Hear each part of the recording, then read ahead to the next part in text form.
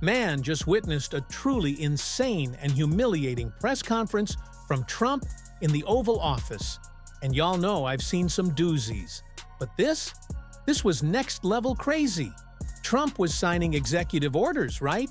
But he also brought in these wounded veterans, just using them as damn props. It was just plain damn weird to watch.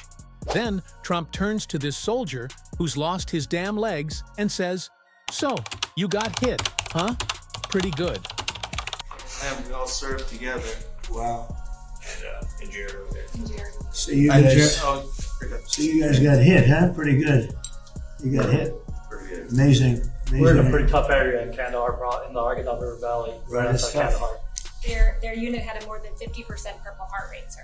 Wow. In 2010. You deserve it. You deserve that and more. We appreciate it so much. Brave, really brave, brilliant people. Thank you very much. Do you have any questions? And then, get this. Trump's signing this executive order, which had nothing to do with those veterans, by the way. It was an attack on diversity, equity, and inclusion in universities.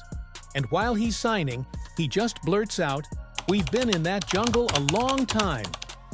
We want to focus on results. We want to focus on actual fairness. We want to focus on merit, not things like disparate impact theory and the whole sort of diversity, equity, and inclusion cult. It's getting out of that, huh? Yes, sir. After being in that jungle for a long time.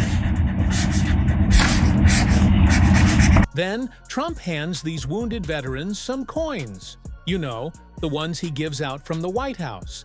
And he actually tells one of the veterans, the black one, he goes, "Look, you'll probably like the black one." And I'm going to give you these coins. And I think you're going to really like them. I think they're the best. These are the best coins. And you have your choice. This is gunmetal. I don't know, soldiers like the black, but I think you like this one. It's okay. A lot of soldiers like the black. Here you go. What do you like? I'll go with black. Huh? Yeah. See? I told you. These are choices. I'll take a black one, sir. Okay, look at this. Oh, that's rare. Then, Trump gets asked about tourism, 'cause it's tanking, right? Countries are boycotting us, or people are scared they'll get thrown in some damn detention center. And Trump says, "I guess maybe there's a little nationalism there." Then he says he's surprised people don't want to come, 'cause the dollar's so damn weak now, it's a good deal. Like he's bragging about how he crashed the damn dollar. On tourism, there's been a steep drop-off in international travel to the United States. It was down 12% last month, down even more from Western Europe. Why do you think that there are fewer people suddenly who want to travel to the United States? Well, there could be a little, there's a little nationalism there, I guess, perhaps. It's not a big deal, but, with the dollar being where it is, because, China would always fight for having a low dollar. Japan would always fight for having a low dollar, meaning a low yen, or in the case of China, the yuan. They'd always want to have I'd speak to President Xi a lot. I'd say it's unfair that your yuan is so low. I'd call up a great man, Prime Minister Abe, great man, Shinzo, who was unfortunately assassinated. And I used to tell you, he was a good friend of mine. I used to say, "Shinzo, you can't let your yen go down. It makes it very hard for us to sell tractors. It makes it very hard to us to get tourism. And our dollar is a little bit on the low side. And that means that a lot of tourism is going to come in. But I could see a little bit nationalism at work. And I could see it likewise with us, not wanting to go to certain countries. But that will work out very easily." Do you think some people are... Donald Trump says that he doesn't support taxing millionaires because millionaires would leave the country. And then secondly, would you support a millionaire tax? I think it would be very disruptive because a lot of the millionaires would leave the country. In the old days, they left states. They go from one state to the other. Now with transportation so quick and so easy, they leave countries. You'll lose a lot of money if you do that. And other countries that have done it have lost a lot of people. They lose their wealthy people. That would be bad because the wealthy people pay the tax. Okay? Then he goes on another damn rant against Canada, calling it the 51st state and saying it'd be great if he just conquered and took the damn place over.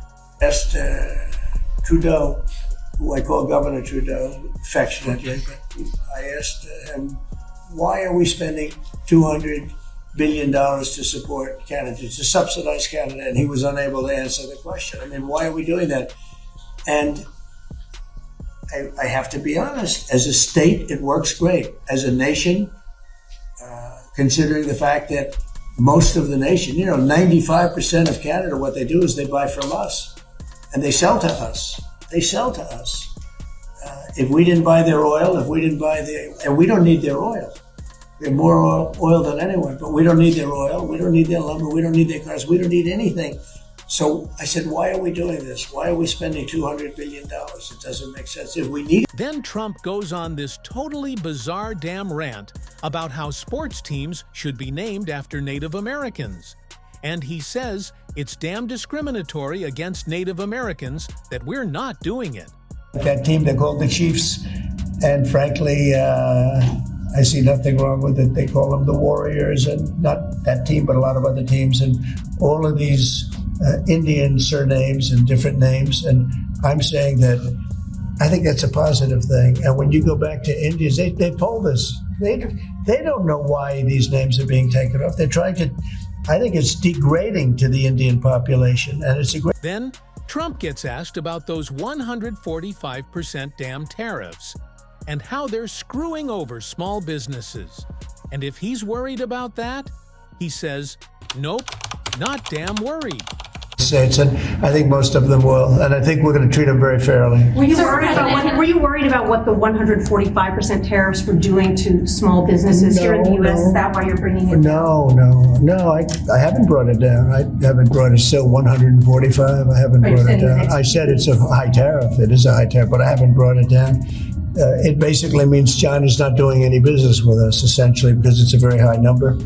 So when you add that to the price of a product, a lot of those products aren't going to sell. But China's not doing any business. They were doing $1.1 trillion. Think of that, $1.1 trillion. You know what that is? And it was just very unfair to us. And we were doing very little, relatively very little with them. It was very one-sided.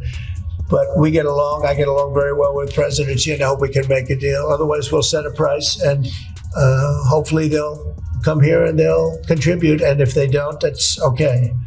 Then Trump gets asked about a peace deal between Ukraine and Russia, and if he'll recognize Russia's occupation of Ukraine.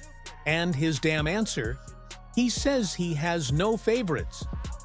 If I may, this deal that you have with Russia, does it include recognizing Russia's sovereignty over Crimea? Well, everything is good. I just want to see the war end. I don't care. As long, if they're both happy, they both sign an agreement. I have no favorites. I don't want to have any favorites. I want to have a deal. And get this, folks. While Trump's spouting that nonsense, we find out about this horrific damn attack on Kyiv. Right now, as I'm talking, at least 6 ballistic missiles and 6 cruise missiles have hit Kyiv, courtesy of Russia, plus a whole damn bunch of those Iranian-Russian Shahed drones. And more are on their way. We're expecting a damn high casualty count. But Trump? He has no favorites, even though it's damn obvious he does. And it ain't Ukraine. He's basically telling Ukraine to give up everything and asking Russia for jack damn squat. Then he gets asked about this executive order on university accreditation. Here's what he says.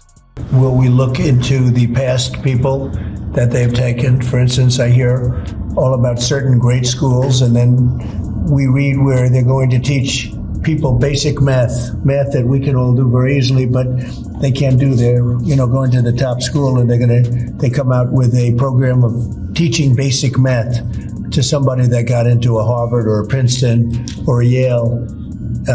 Is that part of this? When universities are not performing appropriately, whether that's in admissions or whether that's in their actual instructional activities, that's certainly something that accreditors should be considering, that right now we believe they're not doing a good enough job of. And I think Secretary McMahon could probably speak to that better than I could. So they're allowing people into school that can't do math, and yet kids who've worked really hard and number one in their class in a high school someplace in New Jersey or in Mississippi, they can't get into the best schools. What is that all about? Yeah, and I think that gets to your policy, sir, of merit. And then Trump does a total damn 180 on what he said yesterday about lowering those China tariffs.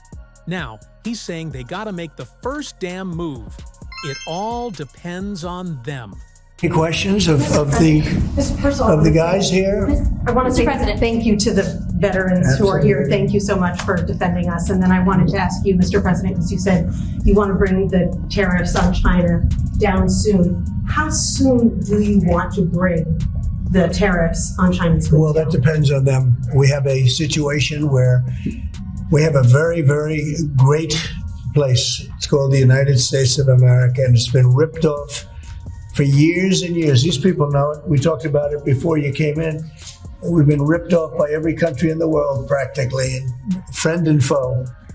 And we're not doing that anymore. So what's happened is Howard, how many countries have we spoken to already? 90. And they all want to make deals, and we're going to make deals, but they're going to be fair deals. They're not going to be rip-off deals. And then Trump's back to his old tricks, going after the Federal Reserve Chairman Jerome Powell again.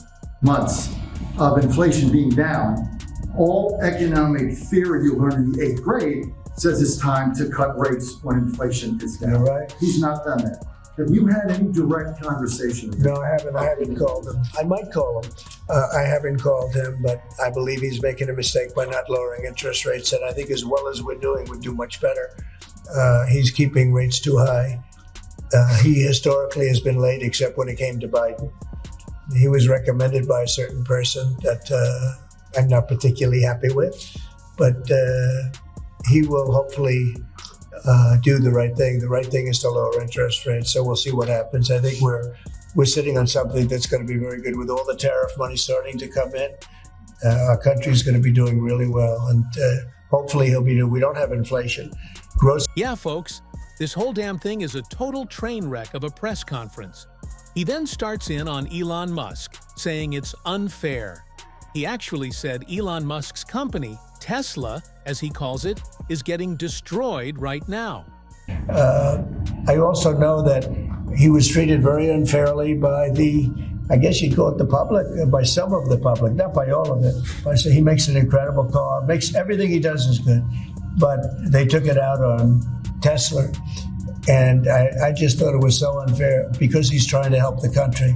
But he has helped the country. I also want him to make sure that he's going to be in great shape. And I know he is. I mean, he's going to do great.